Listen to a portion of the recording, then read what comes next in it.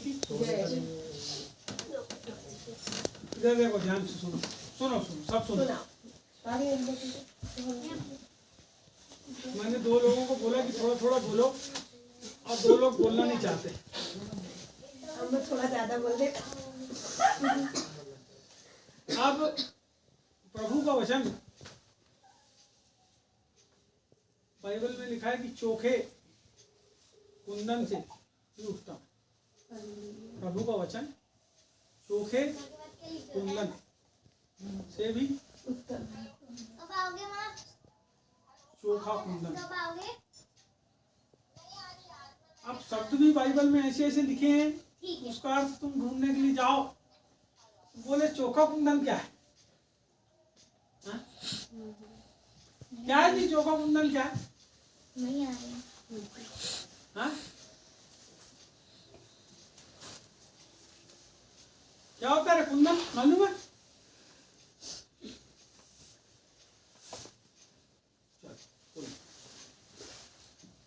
प्रभु का वचन चोखे कुंदन से उत्तम, सोने से उत्तम, हीरे जवाहरात से भी कैसा है? उत्तम, अति उत्तम, सर्वोत्तम प्रभु का वचन।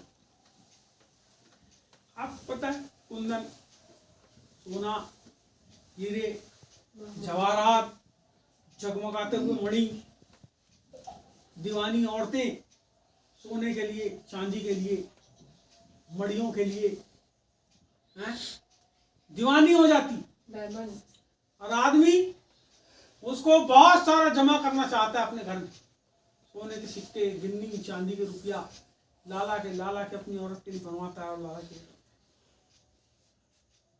और नहीं लाता तो उसकी औरत बहुत जान खाती जिससे लाए। लेकिन बाइबल कहती है उसका वचन उससे भी ज्यादा कैसा है? सब कुछ नाश हो जाएगा इस धरती में, सब कुछ। क्योंकि ये जो शरीर है दिख रहा है आपको, शरीर, ये शरीर भी मिट्टी में परिवर्तित होने वाला है, सब कुछ बदल जाएगा। मैं बताना चाहता हूँ, ये जो मिट्टी की देह है ये भी परमेश्वर बदल के ऐसी महिमामय देह में बना देगा कि आप अपनी आपकी एक दूसरे की चमक को देख देख के दंग होते रहोगे स्वर्ग में, और देख देख के बोलोगे हालेलुया प्रभु तेरा धन्यवाद, हालेलुया प्रभु तेरा। वो ऐसा करने वाला है। कब? जब आप उसके वचन को अपने हृदय के अंदर अधिकारी से बसने दोगे, केवल बसने दोगे कि उसके अनुसार चलोगे। हाँ? पौलुस ने बोला, कितना सुंदर बोला पौलुस ने, मैं क्या करता हूँ? मसीह की सी चाल चलता हूँ, तुम मेरी सी चाल चलो। मैं आज किसी को नहीं बोल सकता, मैं आज सरदार जी को नहीं बोल सकता कि सरदार जी मेरी चाल चलो, इतवार को मैं बराबर प्रार्थना करता हूँ, मेरे घर में आओ बराबर प्रार्थना। नहीं बोल सकता, क्योंकि वो बोलेंगे मंगलवार को मेरे यहाँ प्रार्थना होती, मेरे घर भी आओ। बोले यीशु प्रभु। हम लोग जब एक दूसरे को देखते हैं ना, देखिए मैं आपको बहुत अच्छी बात बताता हूँ, जब हम एक दूसरे को देखते हैं तो हम लोग क्या देखते हैं पता है? हमारी कमी देखते हैं। जब हम एक दूसरे को देखते हैं, जब एक दूसरे के साथ रहते हैं तो हम क्या देखते हैं पता है आपको? एक दूसरे की कमी। एक आदमी जिंदगी भर आपके लिए अच्छा करे, लेकिन एक बार उसने कोई गलती कर दिया तो उससे बुरा आदमी है ना भैया? ऐसा है ना? वो जिंदगी भर तुमको गुलाब जामुन खिलाए और एक दिन थोड़ा तीखी वाली मिर्ची खिला दे तो बोले नहीं ये बेकार आदमी हमको मिर्ची खिलाता है। बोलो यीशु प्रभु। ये है आदमी, इसको परमेश्वर ने बनाया अपने स्वरूप और समानता में, और हम बहुत खुश होते हैं शब्द को बोल कि हम परमेश्वर के स्वरूप और उसकी समानता में बनाए गए। ऐसा है प्रभु? जलन खोटा है, क्रोधी है, लालची है, लोभी है, परिस्त्रीगामी है, दूसरे की औरत दूसरे के आदमी के पीछे जाने वाला है ऐसा? नहीं है। तो परमेश्वर के स्वरूप और समानता में देखो, ये जो साल है ये क्या होने वाला है? खत्म हो गया। कौन ने बोला खत्म हो गया? बस हो गया 2 घंटे बाद, 1.5 घंटे बाद। क्यों भैया खत्म हो गया साल? चालू ये साल जितने भी हैं, हिंदू लोग का एक साल, ईसाइयों का 1 साल, पठानों का 1 साल। क्या हुआ है? सबने क्या किए हैं? अपने अपने हिसाब से अपने अपने साल। यहूदियों का 1 साल। सुनिए, मैं बता रहा हूं आपको, सच्ची बात बता रहा हूं। ये जितने भी हमारे साल हैं वो कैसे हो रहे हैं? सब अपने अपने हिसाब से, सब अपने अपने हिसाब से मना रहे। कोई बोलता है प्रकाश पर्व आ गया तो नया दिन आ गया। कोई बोलता है कि अब ये संक्रांति आ गई, फलाना वाला महीना आया तो नया हो गया, अब ये संक्रांति आ गई तो दिन बड़ा होगा। सब अपने अपने हिसाब से बताते हैं। लेकिन मैं आपको बताना चाहता हूं, आपके लिए नया साल, नया दिन तब होता है जिस दिन आप यीशु मसीह में नया जन्म लेते हैं, है ना? बाइबल में बहुत खूबसूरत एक वचन है, उसको आप जरूर ध्यान देना। और बाइबल में ऐसा लिखा है कि उसकी जो करुणा है, किसकी करुणा? परमेश्वर की करुणा प्रति भोर को नहीं होती है। प्रति भोर को।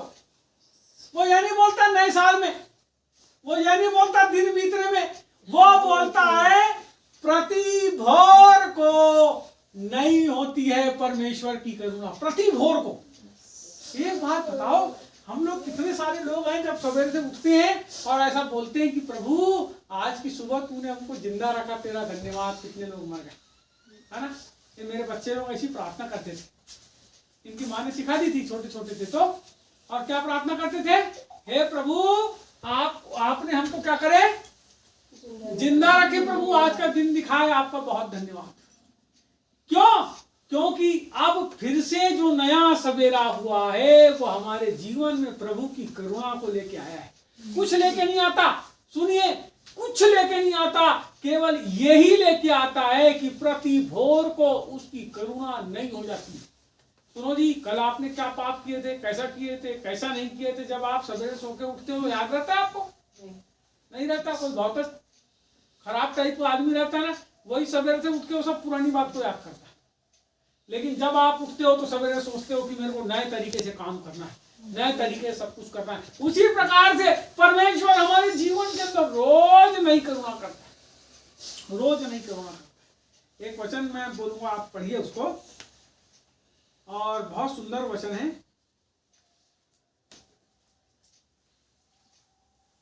स्वभावोपदेशक की किताब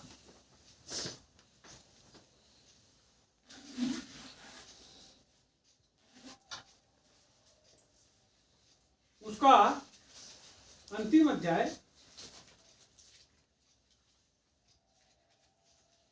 12वां अध्याय है अंतिम, और उसका आप 13 और 14 पढ़िए। वहां पे 4 बात हैं, बहुत खूबसूरत बातें हैं और हमारे लिए बहुत काम की बात है। Page number 814।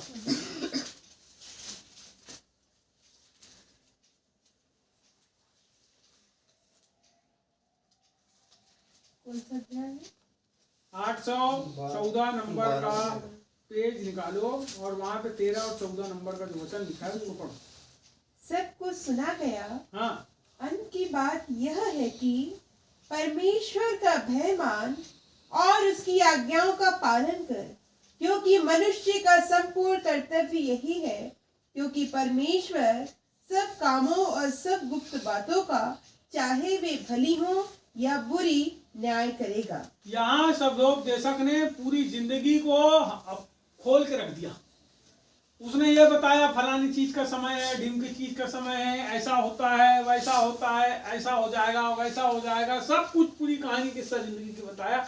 और आखिरी में बोलता है, पूरी अपनी कहानी किस्सा बताने के बाद, पूरी किताब लिखने के बाद एक बात को बोलता है, सब कुछ सुना गया, सब कुछ सुना गया, सब कुछ सुना गया, सब कुछ सुना गया, सुना गया, सब कुछ सुना गया। ऐसा कुछ नहीं है जो नहीं सुना गया, सब कुछ सुना गया। और अंत की बात यह है कि परमेश्वर का भय मान और उसकी आज्ञाओं का पालन कर। अरे नहीं, अंत की बात यह है। बोलो अंत की बात। अंत की बात। प्रारंभ की बात नहीं बोल रहा है। तुम यीशु मसीह में आए, कैसे बचे, क्या हुआ, कैसा नहीं हुआ, वो सब छोड़ दो जी। तुम्हारी जिंदगी की आखिरी बात है, मेरी जिंदगी की आखिरी बात है। आपको अपनी जिंदगी की आखिरी बात ये समझना पड़ेगा। आपकी जिंदगी की, मेरी जिंदगी की, सबकी जिंदगी की आखिरी बात है। और बाइबल बताती है अंत की बात यह है कि परमेश्वर का भय मान। यहां आदमी यहां चूक जाता है, हर आदमी यहां आके चूक जाता है। ये बोलता है परमेश्वर का भय मान। जब आप किसी को धोखा देते हो, जब आप लालच करते हो, जब आप कुछ करते हो, जब आप कुछ करते हो, जब आपकी जिंदगी में परमेश्वर का भय कहाँ है? जब आप परमेश्वर को ठट्टों में उड़ा देते हो, जब आप परमेश्वर को छोड़ देते हो, जब आप परमेश्वर से विमुख हो जाते हो, आपको पता है मैं ऐसा नहीं करूंगा तो प्रभु दुखी होगा, फिर भी हम क्या करते हैं, है ना? परमेश्वर का क्या कर बोलता है? भय मान। अभिमान, अभिमान आज इसी समय कि कल सुबह भी मान, हमेशा मान बोला ना, अभिच आज्ञा है कि कल भी, परसों भी मान। इसका मतलब अंत की बात यहां बता रहा है कि तू क्या कर, परमेश्वर का भय मान। इसको गांठ बांध लो जी, मैं परमेश्वर का भय मानूंगा, चूल्हे में पड़ गई पूरी डंडा। पूरा संसार एक तरफ और परमेश्वर का भय एक तरफ। कई बार हम लोगों को प्रसन्न करने के लिए परमेश्वर को एक कोने में रख के लोगों को प्रसन्न करना चालू करते हैं। हमको ऐसा लगता है कि इनसे हमको बहुत कुछ मिल जाएगा। मैं आपको बताना चाहता हूँ, जब बहुत से लोगों ने सोचे कि हमको इनसे मिल जाएगा, वो लोग मर गए। वो लोग मर गए जिनसे हम पाने की आशा करते थे, मर गए वो। हमको ऐसा लगता था कि इनके बगैर हमारी जिंदगी बिल्कुल नहीं चलने वाली है। लेकिन आपको बताना चाहता हूँ, उनकी जिंदगी खत्म हो जाती है और हमारी जिंदगी चलती ही रहती है। इस संसार में कितने ऐसे लोग हैं जिनकी जिंदगी क्या होती है, खत्म हो जाती है। उनके जिनके ऊपर आशा रखते हैं, सब कुछ खत्म हो जाता है। बाइबल कहती है कि मैं न रथ पर न घोड़े पर, किसके ऊपर आशा रखूंगा? परमेश्वर पर आशा रखूंगा, भरोसा रखूंगा। और भरोसा जब आप उसके ऊपर रखते हो, तब आप उसका भय मान सकते हो। उसके बगैर आप उसका भय नहीं मान सकते। परमेश्वर पे भरोसा रखो जी। आप कठिन से कठिन परिस्थिति में हो, दुखी से दुखी परिस्थिति में हो, आपके घर के कितना भी बिगड़े काम हो, लेकिन जब आप उसके ऊपर भरोसा रखते हो, मैं आपको बताना चाहता हूँ, आप उसका भय मानना चालू करते हो। क्योंकि भरोसा ही है जो भय को लाता है। लेकिन जैसे ही आपका भरोसा, आप बोलते हैं हाँ ठीक है ना, हम कर लेंगे। आपको पता है आपके जेब में पैसे, आपको पता है कि आपके बैंक अकाउंट में पैसे हैं, तो आपके काम हो ही जाएंगे सफल। आपको पता है आपके पास है जेब में 500 रुपए, तो पेट्रोल डाल के कहीं से आ जाओगे। लेकिन उन लोगों को देखो जिनके पास कुछ नहीं रहता और वो परमेश्वर से प्रार्थना करके निकलते हैं, प्रभु तू हमारे काम सफल करो, और उनके सब काम सफल हो जाते हैं। क्योंकि प्रति सुबह प्रति भोर उसकी करुणा आपके जीवन के ऊपर होती है। मैं आपको बताना चाहता हूं, जितने उसका भय मानते, बाइबल कहती है जवान सिंहों को तो घटी हो सकती है, परंतु यहोवा के डरवैयों को किसी भली वस्तु की घटी ना हो।